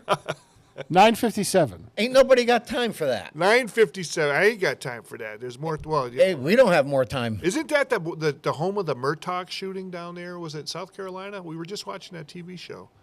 Alex was like Atlanta or something. No, I thought he was a Carolina guy. No, he was a Carolina guy. He was a prosecutor. Yeah. We were just watching that. Oh, I saw this. There's a movie on it already. Yeah, I'm watching some things on. No, that was on Prime. Paramount, a new show is coming out soon. I just started to see. Oh, it was on AMC. I think I saw the preview for it. It's called Deep 8 or something like that. Space? No. It's remember the blaxploitation film of the 70s? Yeah. It's one of those, and it's going to be on Paramount. Samuel Jackson is in it. There's a couple of real big names in it that's not coming to mind. I only saw the commercial once yesterday, but it looks really good. They call it Black Vegas, and it's all the coloring of the film, the processing. It's like the 70s. It's like those movies. Yeah. The fashion, the clothes, the cars. A lot of shag. Oh, man. So, yeah, keep an eye out for that one. I think that's going to be a slam dunk, that. And I don't know if it's going to be a movie or a series. I think it's going to be a series because it looks like there can be a real good storyline with it. Well, you two guys, we come in today and we don't even talk about the stranded astronauts. We talked about that yesterday. Did you? I mean, what a story. You go up for I'm going to be here for 5 days. I'll be right back. That's a risk they know they're taking. Holy cow. February? Well, and then you know what I don't understand? You don't just call for an Uber. But no, but so this is kind of like one of those things, and I get the idea. This is what I played yesterday. No. Oh, exactly. Right. I thought about that. Right. And actually, that lagoon was in mainland California. And everyone but the skipper, the professor, and they did have an episode. Had a change of clothes. Right. Apparently, they had an episode where some astronauts. They did. Yeah, they did. Yeah. I saw the pictures coming out about that. So, what surprised me about this case up going on with these astronauts now is this. Despite the fact, and I'm all for private, answers to causing a reduction in the cost of flights and all this stuff. But one of the things I thought would have been a specification would that everybody who's sending astronauts to the space station have to have the same compatible suit. So no, because they're developing new technologies. Yeah, well, but it would make sense that if everybody is sharing one space capsule up there in space and something were to happen like it has happened now, the suits wouldn't be an issue, and it turns out the suits are an issue. Well, but the SpaceX is just going to ship up new suits. Yeah, but I got to imagine though those suits are like completely fitted to every dimension on your body. SpaceX said they have the specs on file. Yeah, they have the specs from the other companies and from NASA. I remember like when we were growing up and they first were making the spacesuits because some of the components are made down in Connecticut at Hamilton, right? Yep. What a big ordeal that was, and this and that. And I'm like saying to myself, how in the world are all these years A lot later? different now. Yeah, but that suits still come up as an issue. I'm like, you got to be kidding me. I know we're off the air on the FM side. What time is the launch today, Pete? You know which launch I'm talking about? I think it's like 3:30 in the morning. Okay. What's going up? Is it a supply capsule? No, this is the Inspiration 4 mission. Is this something that's going way the heck Polaris. up in the sky? Way up. This is the one where they're going to do the first private spacewalk ever. Oh yeah. Yeah, Dragon module, like the furthest up any of us have gone. I did read some comments though. The about apogee is going to be 1,400 kilometer perigee. Crazy. How the Boeing employees are like horrified over this SpaceX rescue, and you know what? Boeing's had a lot of problems. And honestly, Boeing, all right. You have enough problems dealing with your aircraft. Concentrate on that. Get that going. SpaceX exists. This is a sideshow. Blue Origin exists. I mean, here's the other bad thing. This is it's so haphazard on the Boeing side, is they don't even have the software installed for autonomous flight. Yeah, that's crazy. They took the software out for this mission. Yeah. And it's like, why would you develop a spacecraft where it doesn't have all its capabilities every time it flies? Yeah, Boeing get out of space flight. So Boeing, something wrong with Boeing. You know, I mean that whole culture is horribly broken. They've outsourced everything, Yeah. and when you outsource everything, you no longer have control on the quality. I mean, we have Blue Origin, we have SpaceX, we have ULA. Blue Origin's in house. Yeah. ULA is a conglomeration of Northrop. There's a couple companies, and one of them is Boeing. Yeah. And you know what? Everything we see with ULA is always an issue. Well, there's an old saying in big monopolized businesses that gobbled each other up, too big to fail, right? That was always the Too big to fail, yeah. Yeah, and now here we got a huge fail. Hey, I got to run, boys. Off to the doctor I go. And I need to get off the air. Dan, thanks for coming in. Thanks for having me, buddy. Anytime.